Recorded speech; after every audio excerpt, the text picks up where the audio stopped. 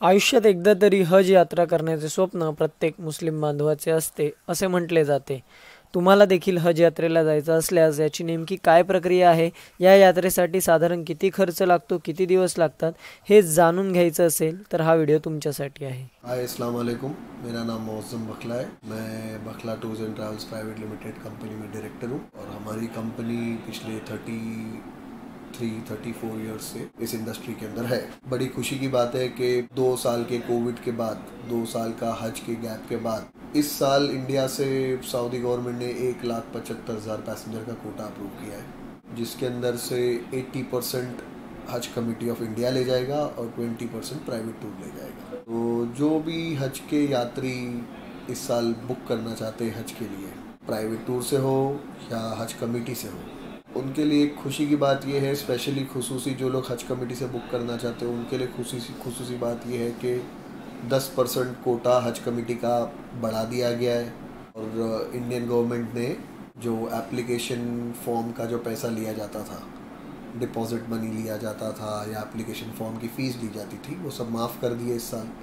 और रही बात जो हज कमेटी से बुक करने के बाद कि हज कमेटी की सर्विसेज के अलावा उनको और दूसरी सर्विसेज चाहिए तो वो प्राइवेट टूर ऑपरेटर्स का भी बुक कर सकते हैं। इंडियन गवर्नमेंट जो मिनिस्ट्री ऑफ माइनॉरिटी है हमारी, जिन्हें हम मोमा कहते हैं, मिनिस्ट्री ऑफ माइनॉरिटी अफेयर्स एक लिस्ट निकालती है हर साल जो रजिस्टर्ड टूर ऑपरेटर्स होते हैं जिनको कोटा दिया जाता है। आप उनमें से वो लिस्ट के अंदर से कोई भी प्राइवेट टूर ऑपरेटर, जिसको बोलते हैं हज ग्रुप ऑर्गेनाइज़र, आप उनमें से किसी के पास भी बुक कर सकते हो। हज कमेटी ऑफ इंडिया की हर स्टेट की एक अपनी ऑफिस है। जैसे महाराष्ट्र स्टेट के लिए है, हैदराबाद के अंदर है, बैंगलोर के अंदर है। उस स्टेट के जो मेट्रो सिटी, जैसे महाराष्ट्र का मुंबई है मेट्रो सिटी, तो मुंबई के अंदर क्रॉफर्ड मार्केट में हज कमेटी का ऑफिस है। उसी तरीके से हर स्टेट का अपनी मेट्रो सिटी के अंदर हेड ऑफिस है हज कमेटी का, जहाँ पर आप जाके फॉर्म भर सकते हो। और ज़रूरी नहीं है कि फ़ॉर्म फिज़िकली खुद पर्सनली विज़िट करके भरा जाए, ऑनलाइन भरने के भी काफ़ी सारे प्रोसीजर्स आ चुके हैं, जिसके अंदर आप हज कमेटी की वेबसाइट पे जाके उनके ऑनलाइन प्रोसीजर्स समझ सकते हो। और हज कमेटी के कस्टमर केयर नंबर्स है, हज कमेटी के कॉन्टैक्ट नंबर्स, जिस पर आप फ़ोन करोगे तो आपको लोग पूरी तरीके से गाइड करेंगे कि फॉर्म कैसे भरना चाहिए। डॉक्यूमेंट बेसिकली पासपोर्ट वैलिड होना चाहिए, 6 महीना मिनिमम वैलिडिटी होना चाहिए पासपोर्ट पे, 2 पेज खाली होना चाहिए, पैन कार्ड होना चाहिए, आधार कार्ड होना चाहिए, कोविड वैक्सीनेशन सर्टिफिकेट मांगे हैं इस साल रिक्वायरमेंट के अंदर सऊदी गवर्नमेंट ने फॉर वीज़ा। हज का टूर इसके अंदर बहुत, अगर आप हज कमेटी का देखने जाए तो हज कमेटी का 40 दिन का तकरीबन रहता है, जिसके अंदर हज कमेटी 30 दिन मक्का में रखता है।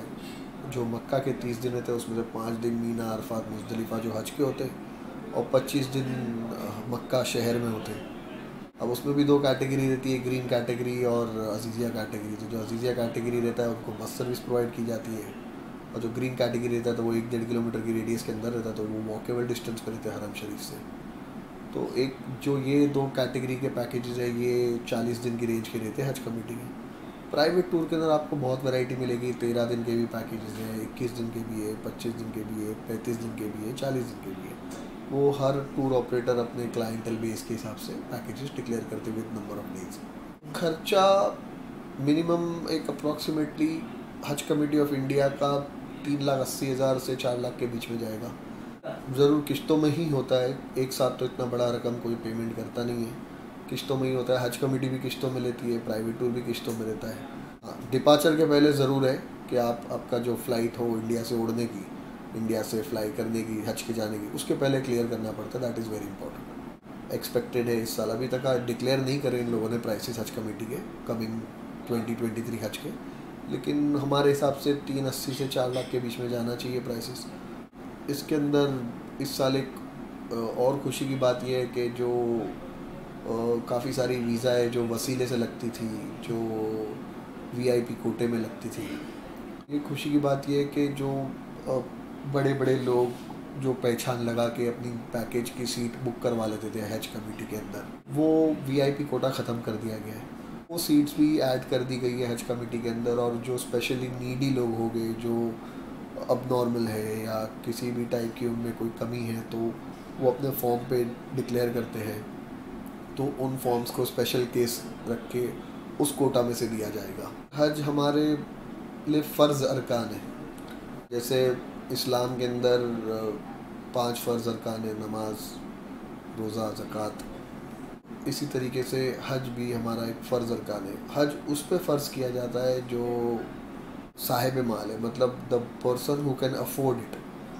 अगर पर्सन अफोर्ड नहीं कर सकता है तो उस पे हज फ़र्ज़ नहीं है।